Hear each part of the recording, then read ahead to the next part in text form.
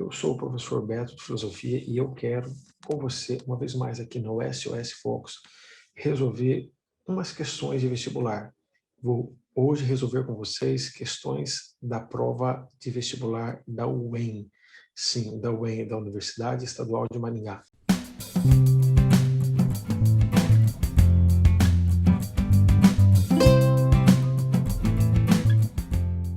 Bom, pessoal, nós vamos juntos aqui. A primeira questãozinha relativa ao UEM é essa sobre a arte, é uma questão genérica, né? Então, quando você encontra questões genéricas sem nenhum autor de referência, assim, você vai para uma espécie de teoria geral da arte, uma teoria geral da estética, tá certo, pessoal? Vamos lá, então. Tá certo. Bom, a arte na Grécia Antiga retratava um mundo em condições favoráveis, idealizando a realidade e aperfeiçoando o real. Bem legal. Aristóteles, inclusive, fala isso. A teoria das proporções do corpo está de acordo com esse princípio. Perfeito. O que era belo era aquilo que era simétrico, aquilo que era proporcional. Tá bem bonito isso aí. A estilização, afastando-se da postura naturalista, é uma característica das obras de arte na Idade Média, na Europa Ocidental, simplificando os traços das figuras e atendendo à universalização dos princípios da religião cristã. Sim, o foco da arte na Idade Média não é a natureza. O foco da arte é a questão religiosa. Há uma estilização das coisas relativas à arte, há uma estilização daquilo que se retrata na arte para exercer um papel didático em relação à religião. Ou seja, a arte tem uma função didática em relação à religião. Por isso ela é estilizada, tá bom, pessoal? Isso, inclusive, você já deve ter visto em História da Arte, tá? No Renascimento, a arte incorporou as descobertas do avanço das ciências, o que é comprovado pelo uso da técnica da perspectiva nas pinturas. De fato, no Renascimento, naquele ambiente literário e científico favorável, a arte incorpora determinadas características, inclusive a questão da perspectiva e profundidade. Essas três estão bem interessantes. Embora essas três primeiras não sejam uma coisa própria da filosofia em si, é uma espécie de área comum de interface com a arte ou com a história da arte, tá, pessoal? Vejamos aí. Para Kant, a arte é a imitação pura e simples da natureza. Isso é mais grego, viu, pessoal? Essa questão da arte como mimese, pura e simplesmente, é grego isso aí, tá certo? Não é kantiano. A finalidade da experiência estética é a objetividade, e o belo é perfeito e útil. Não, Kant não é um utilitarista. Ele identifica o belo como aquilo que causa uma espécie de sentimento de prazer em nós, certo? Aquilo que desencadeia elementos estruturais do sujeito, ocasionando um prazer. Não tem a questão do utilitarismo. O belo como útil não está no pensamento kantiano, tá certo? Na estética romântica, as obras de arte eram concebidas coletivamente e integradas ao cotidiano. A estética romântica é algo mais subjetivo, algo mais emocional, entendeu, pessoal? Em um ideal de racionalidade em que a imaginação se submetia a regras bem definidas. Não, a imaginação, ela está interagindo, ela está integrada à questão do sujeito, a dos sentimentos, das emoções. Não há essa racionalidade extremada no romantismo, pelo menos no romantismo filosófico, tá? Esse universo humano grandioso é que vale a pena, não a racionalidade pura e simples, nua e crua. Exatamente isso, pessoal. Exatamente isso. Nós temos 7, o número 7, tá, como gabarito. Agora, o que nós temos aqui? Nós temos um texto aqui, na verdade não é um texto, é uma balada do louco, né? Dizem que sou louco por pensar assim, se eu sou muito louco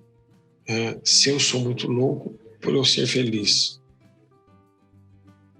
Dizem que sou louco por pensar assim, se eu sou muito louco por eu ser feliz.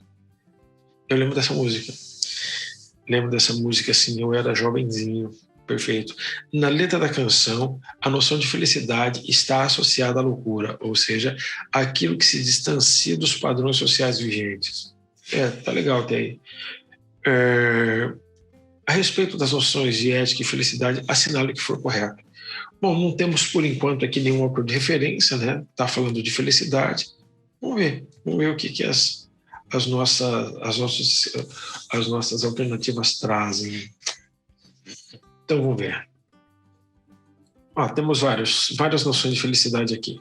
Quando você começa com um texto aberto, assim, não direcionado para um autor, nas alternativas você tem esse leque gigantesco, tá? Em Ética Nicômaco, Aristóteles busca compreender o que é necessário para o indivíduo ser feliz, pois a felicidade é a finalidade da vida humana, perfeito. A grande finalidade da vida humana e também da política, viu, pessoal, é a felicidade. Essa tá bem bonita. Sêneca, importante representante do estoicismo, no latino até aí, tá bom? Entende o homem na sua relação com a vida pública. Não, o homem, ele é entendido enquanto indivíduo no estoicismo, pessoal. Inclusive, isso está no podcast lá no Fox, tá? Então, essa está errada. Tá? O cristianismo introduz uma nova concepção de ética, na qual a ideia de virtude se define pela relação do indivíduo com Deus. Muito boa. Ou seja, Deus é a fonte de toda virtude. Perfeito. A 4 está bem boa mesmo, pessoal. Vejamos aqui. Aliás, a 4. A terceira alternativa aqui, a número 4. Aqui, tá? A 8. Ou a quarta alternativa. A concepção de Aristóteles, a ética está separada da política. Eu não vou nem continuar, pessoal. Ética e política são duas faces da mesma moeda. São estruturalmente integradas. Não está separada, não, tá certo? Pois a comunidade social não é lugar para vivência ética. Ao contrário, é na comunidade social que surge a filia, esse laço ético e racional que integra os seres humanos. Então, a 8 está fora de questão, tá certo? Um dos princípios do estoicismo antigo é a ataraxia. Perfeito, essa imperturbabilidade, até agora está boa. Ou seja, a supressão das paixões que perturbam o indivíduo para atingir a vida bela, plena e feliz. Perfeito. Ou seja, o indivíduo que atinge a vida bela, plena e feliz é o indivíduo imperturbável, ataráxico. Perfeito, era isso mesmo. A questão número 3. As pessoas não nascem com uma personalidade moral constituída, mas têm a oportunidade, pela educação, de formá-la ao longo de suas vidas. Também não tem referência aqui, não tem autor de referência. Não sei se vocês estão vendo isso aqui, pessoal, não tem autor de referência, não. Mas está bastante legal, está bastante interessante aqui. Tá? É uma teoria geral da ética, sobre a construção da personalidade moral, se nada for correto. Então, você pode ter algum autor citado lá, já que essa introdução é genérica, ou você pode não ter nenhum autor citado. Pode ser que seja apenas uma espécie de enfoque da ética a partir de uma teoria geral, segundo a qual os seres humanos inseridos numa comunidade eles se tornam éticos, ou seja, o ser humano não nasce moralmente constituído, não nasce eticamente constituído, ele se torna eticamente constituído, ele se torna moralmente constituído, tá certo? Vamos lá. Então, o sujeito ético, deixa eu ver aqui, tá, isso aí, o sujeito ético tende a um descentramento e é capaz de superar o narcisismo infantil e de reconhecer nas outras pessoas uma humanidade igual à sua. Legal, dentro de uma teoria geral da ética em que convivemos e nesse convívio despertamos a nossa ética. Tá legal isso aí, pessoal. Tá? Então vamos lá. Deixa eu ver aqui. A formação da personalidade moral elimina a necessidade de indagar-se sobre qual a melhor maneira de se relacionar com as demais pessoas? De jeito nenhum. Ao contrário, a formação da personalidade, ela se fundamenta nessa necessidade de indagar-se sobre o nosso relacionamento com as demais pessoas. O desenvolvimento da moral restringe-se à questão ética. Não é necessária a adesão aos valores democráticos, ou isso pode criar um pouco de dificuldade para as pessoas, né? Mas repare bem, o desenvolvimento da moral não se restringe à questão ética, também vai para a questão política. Isso aí é meio que Aristóteles de fundo, viu, pessoal? Como naquela que a gente acabou de responder ali em cima agora, tá certo? Tá? E não é necessária a adesão aos valores democráticos. Bom, aqui eu acho que ele está enfocando a questão da convivência em comunidade na medida em que você tem os mesmos direitos que eu tenho os mesmos direitos que você, então eu não posso impor a você valores que são meus e você não pode impor a mim valores que são os seus. Ou seja, vamos supor que você seja muçulmano e eu cristão, ou eu sou muçulmano e você cristão. Só um exemplo. Então, eu não posso impor valores muçulmanos a você e você não pode impor valores cristãos a mim. Entendeu? Nesse sentido, a convivência que nos gerencia deve pautar-se na nossa igualdade de direitos e na nossa postura democrática em relação aos outros grupos. Nesse sentido, com relação à teoria geral da ética, essa tá errada, pessoal, porque é necessário, assim, certo? Que nós entendamos que os outros têm os mesmos direitos que nós. A participação ou ao posicionamento ético-moral, tá bom, pessoal? Então, essa está fora. Deixa eu ver aqui. Isso. O estabelecimento da personalidade moral conduz a pessoa a indagar-se sobre as suas escolhas de e na vida, bem como sobre o tipo de pessoa que gostaria de ser, suas escolhas do tipo de vida que gostaria de viver e as escolhas que faz na sua própria vida e do tipo de pessoa que gostaria de ser. Sim, isso está dentro do universo ético. As normas de coexistência entre pessoas devem ser assumidas em certo grau de liberdade com responsabilidade. Sim, as normas de convivência entre as pessoas devem ser assumidas com certo grau de liberdade. Sim, você escolhe assumi-las e com responsabilidade, ou seja, você responde por suas escolhas diante das outras pessoas, certo? Diante de você mesmo e das outras pessoas. Então, vamos ver agora. Perfeito. Exatamente as escolhas que tínhamos feito. A número 4 ali está equivocada mesmo, ó. Certo? Então, não se restringe à questão ética, tá? Se restringe à questão da convivência, à questão política, à questão da sociedade também. Tá ótimo. Bom, a questão número 4. Sócrates admitia a filosofia em uma dimensão ética, voltada para melhorar a vida humana. Admitia sim, certo? Ele fala de conhecimento, mas também fala de ética, tá? Vamos lá. O seu modo de filosofar se identificava com o questionamento. Sim, era uma dialética, o diálogo, certo? Um diálogo travado com seus interlocutores a fim de saber se era sólido aquilo em que acreditavam. É o método socrático, viu, pessoal? Lembra ironia e maiêutica? As duas partes do método socrático? Ou seja, eu começo pela ironia, certo? E uma vez que o Sócrates começava sendo irônico, e uma vez que a pessoa reconhecia as limitações de seu conhecimento, Sócrates iniciava a maiêutica, que era o parto. Não sei se vocês estão lembrados disso.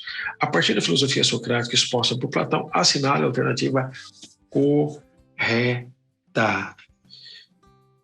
Vamos lá. Sócrates se vale da chamada ironia como pano de fundo de seus diálogos. Perfeito. Ele inicia, inclusive, com essa postura irônica, pessoal. Tá bem boa.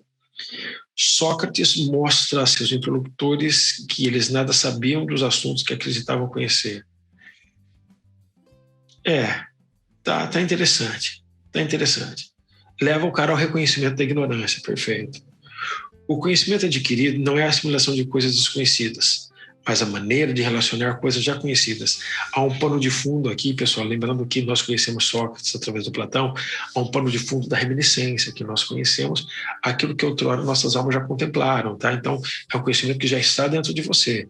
Então, essa está bem boa. Deixa eu ver aqui. A estrutura argumentativa de Sócrates em seus diálogos, como é exposta em Platão, conduz ao ceticismo? Não é ceticismo de jeito nenhum. Não é ceticismo de jeito nenhum. Deixa eu explicar para você. Sócrates e Platão acreditavam no conhecimento ou no alcance da verdade, no conhecimento verdadeiro.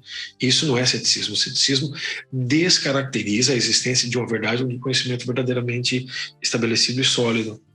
Já começou a minha cabeça. Vamos lá.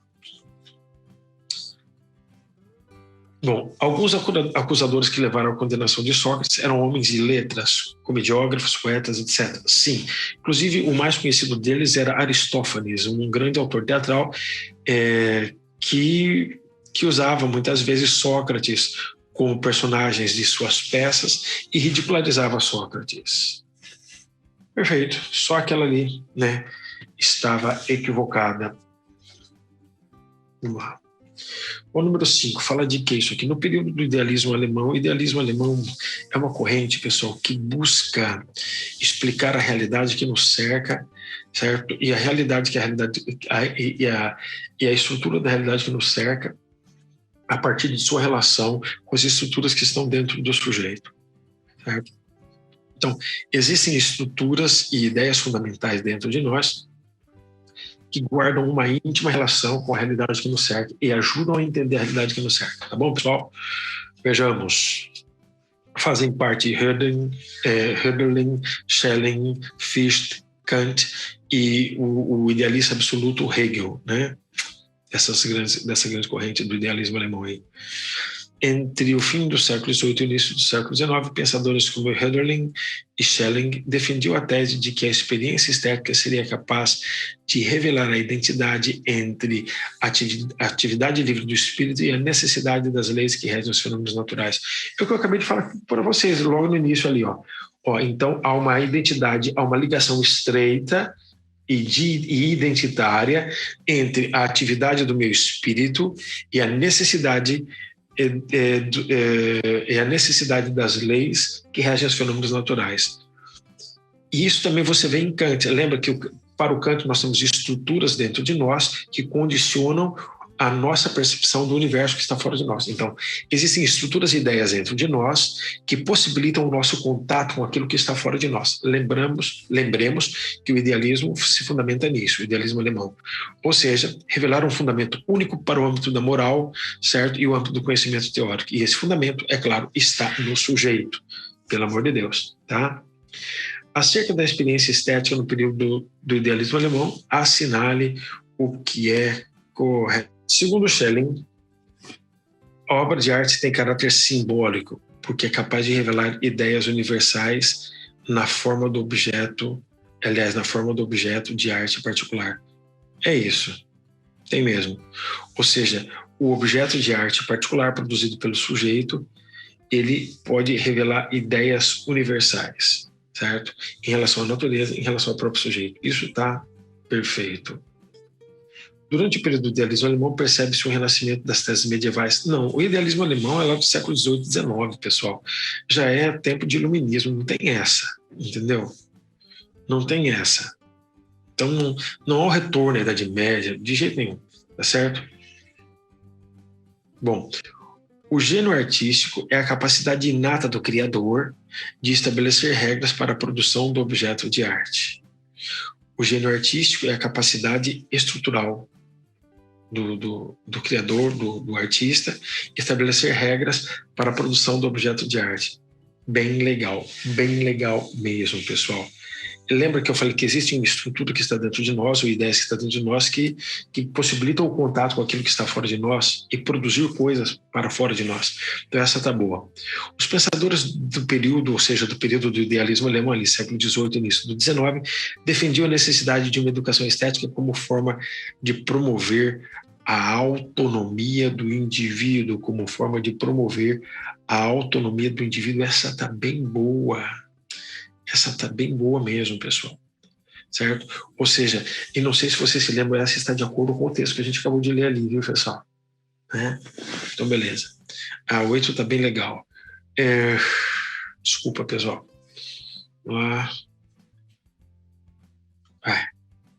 Estou aqui, ó. Não sei porquê.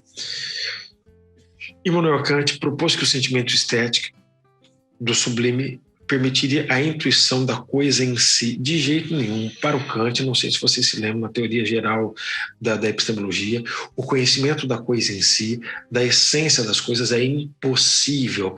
Então, nós não chegamos à coisa em si, nós conhecemos somente os fenômenos, não conhecemos a coisa em si. Tá certo? Exatamente, ó. A1, A4 e A8, como nós tínhamos falado para vocês, certo? Vamos ver se dói menos um pouco minha cabecinha agora, tá bom? Tomás de Aquino, fala Tomás de Aquino, é uma questão sobre a Idade Média aqui, né, pessoal? Bom, Tomás de Aquino, teólogo e frade dominicano, lá do século XIII, desenvolveu, no início de sua Suma Teológica, uma reflexão sobre Deus acerca de sua existência e seus atributos, certo? Que constitui um de seus capítulos essenciais da história da metafísica. Então, ele parte, São Tomás de Aquino, para desenvolver a sua metafísica, ele parte da investigação do Ser Supremo, ou seja, de uma ontologia do Ser Supremo, né? Ou seja, de uma investigação acerca do Ser Supremo que é Deus. Tá bem legal, é isso aí mesmo. A partir do pensamento de Tomás de Aquino e do sentido do termo metafísica, assinale o que for correto. Deixe-me ver aqui a número 6. Vamos lá.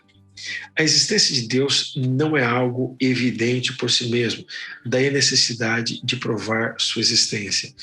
É como se a existência de Deus permeasse, certo? Permeasse os meandros da natureza, mas você tem que encontrar, você tem que usar a sua racionalidade para encontrar. É por isso que o Santo Tomás desenvolve as suas famosas 5 provas, entendeu, pessoal? Entenderam, meninos e meninas, certo? As 5 provas acerca da existência de Deus. Ou seja, a existência de Deus, ela está entranhada na natureza, ela está por trás da natureza, por trás das coisas que nos rodeiam, certo? Mas, muitas vezes as pessoas não conseguem vê-la, não conseguem intuir, não conseguem raciocinar e chegar até a existência de Deus. Daí a necessidade de elaborar provas acerca da existência de Deus para auxiliar as pessoas nessa busca. Vamos lá. Deixa eu ver aqui. A metafísica, ao tratar sobre Deus, não se confunde com a experiência religiosa de Deus. Perfeito. A metafísica é um caminho racional, um conjunto de reflexões racionais, certo? E, efetivamente, não se confunde com a experiência religiosa de Deus. Porque a experiência religiosa de Deus, ela tem elementos místicos, ela tem elementos de revelação, ela tem elementos emocionais também. Então, a experiência religiosa de Deus é muito mais ampla do que uma abordagem metafísica, do que uma abordagem racional acerca do ser de Deus, tá certo?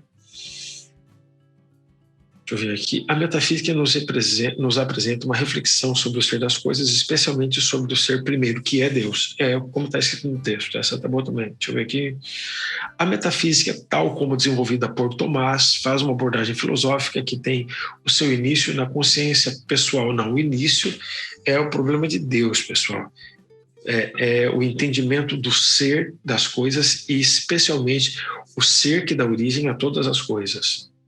Certo? Que é Deus, o ser por excelência. Então essa não está boa, tá? 16, vamos ver. A noção de causa eficiente, ou seja, a causa eficiente é aquela que promove, é aquela que faz. É o argumento central para Tomás de Aquino mostrar que Deus é considerado a causa primeira. Perfeito. A noção de causa eficiente, daquela causa que faz, daquele ser que dá início a todas as coisas. Então, sim, é uma ideia central em Tomás de Aquino, em todas as suas 5 provas acerca da existência de Deus. É exatamente isso que nós falamos, beleza? Agora temos aí Descartes, pessoal. Temos aí Descartes. Deixa eu ver aqui. Tá certo aqui. No domínio do conhecimento, Descartes aponta 2 atitudes que estão na origem do erro: a prevenção e a precipitação. A prevenção sim, no sentido... Ela tem sentido muito parecido, viu, pessoal? Tem sentido muito parecido. Você não entenda a prevenção aqui no sentido comum que você usa no dia a dia. Prevenção, tipo de doenças sexualmente transmissíveis, etc. É no sentido de antecipar-se também, mas no sentido propriamente cartesiano em busca do conhecimento aqui, como nós veremos, tá? Acerca da teoria do conhecimento de Descartes, como expressa no discurso do método, assinalo que for correto. Deixe-me ver aqui. Esse aqui é o número 7, deixe-me ver.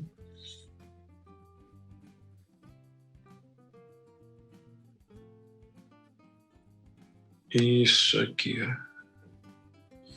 Bom, vamos lá. A prevenção é a facilidade com que nosso espírito se deixa levar pelas opiniões e pelas ideias alheias. Isso, exatamente. A prevenção é exatamente isso. Ou seja, ele chama de prevenção no discurso do método esse Maria vai com as outras do intelecto aí, né? Esse Maria vai com as outras do conhecimento. Essa pessoa que se deixa facilmente levar pelas opiniões e ideias alheias. Uma coisa que acontece muito nos nossos tempos, né, pessoal? Precipitação é a facilidade e a velocidade com que a nossa vontade nos faz emitir juízo sobre as coisas, ou seja, e antes de verificarmos se nossas ideias são verdadeiras ou não. Ou seja, essa nossa facilidade em emitir juízos, essa nossa facilidade, certo, em dizer que se as coisas são verdadeiras ou não, antes de checarmos, é a precipitação. Então, pessoal, eu acho, tirando um esqueminha interessante aqui para vocês, eu acho que tanto a prevenção quanto a precipitação são advertências cartesianas com relação às nossas atitudes diante do conhecimento, entendeu?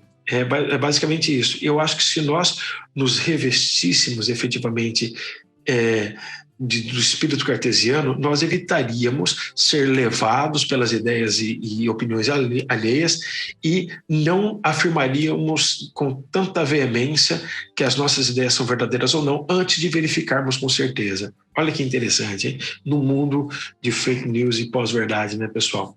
O erro também está relacionado com o conhecimento puramente intelectual. Não. O conhecimento puramente intelectual, pessoal, ele não comporta erro, tá? Lembremos que Descartes, certo, é um racionalista que tem como ponto de partida as ideias inatas, né? Tá tudo errado essa aí, tá? Descartes considera necessária a reforma do entendimento e das ciências para alcançar o conhecimento certo e seguro. Essa tá bem legal, certo?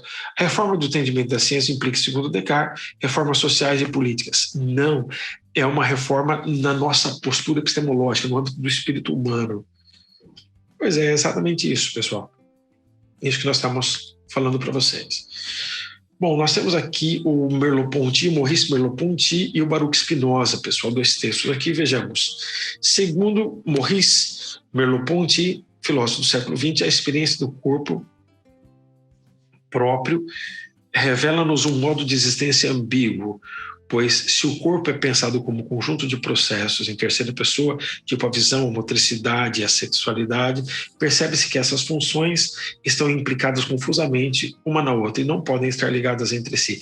Ou seja, é uma crítica isso aqui, viu, pessoal? Ele está criticando essa visão do ser humano pensado de maneira fragmentada, do corpo humano e do ser humano, pensada a visão, a motricidade. Não, nós somos um conjunto integrado. Lembremos que o Maurice Merleau-Ponty é um fenomenólogo, e a fenomenologia, ela enxerga o sujeito, ela vê o sujeito de forma integrada, viu, pessoal? Fica a dica aí para vocês. Bom, por sua vez, Spinoza, ali do século XVII, afirma que nem o corpo pode determinar a alma a pensar, nem a alma pode determinar o corpo ao movimento ou a repouso, pois o que determina a alma a pensar é um modo de pensamento e não a extensão, quer dizer, não é um corpo. E por outro lado, o movimento ou repouso do corpo deve vir de outro corpo e não pode provir da alma, que é um modo de pensar. Bom, isso aqui, pessoal, ele está diferenciando determinadas expressões da realidade. Lembrando que para o Spinoza, a realidade, a natureza que nos envolve como um todo se integra a Deus. Então, tudo aquilo que existe na natureza, de certa forma, participa da grande substância que é Deus. Então, a minha alma, assim como o meu corpo, nada mais são do que expressões de forma diferente da mesma substância que é Deus. Entenderam? Então, ele simplesmente dá umas características dessa forma de expressão que é a alma e algumas características dessa forma de expressão que é o corpo. Ou seja, tanto o meu corpo quanto a minha alma nada mais são do que expressões de Deus. A natureza. A natureza se expressa de maneira material e imaterial. A natureza permeia tudo que é o universo, tudo que está, perdão, Deus permeia tudo que está no universo. Deus é tudo que está no universo. É aquele famoso panteísmo spinoziano, tá bom, pessoal? Com base no exposto, diga o que for correto. Com base no exposto, diga o que for correto. Vamos lá. Para Spinoza não há relação alguma de causalidade entre alma e corpo. É isso. Ou seja, você vê que as coisas da alma são determinadas pela alma e as coisas do corpo são determinadas pelo corpo. Isso pode dar uma falsa sensação de dualismo, hein, pessoal? Mas já vou explicar para vocês porque ele não é dualista, tá? Merleau-Ponty não aceita a ideia segundo a qual o corpo seria a soma das partes sem interior. Perfeito, o corpo não é a soma das partes, é um todo altamente integrado. Ele é um fenomenólogo, não se esqueça, então, certo? Essa está correta.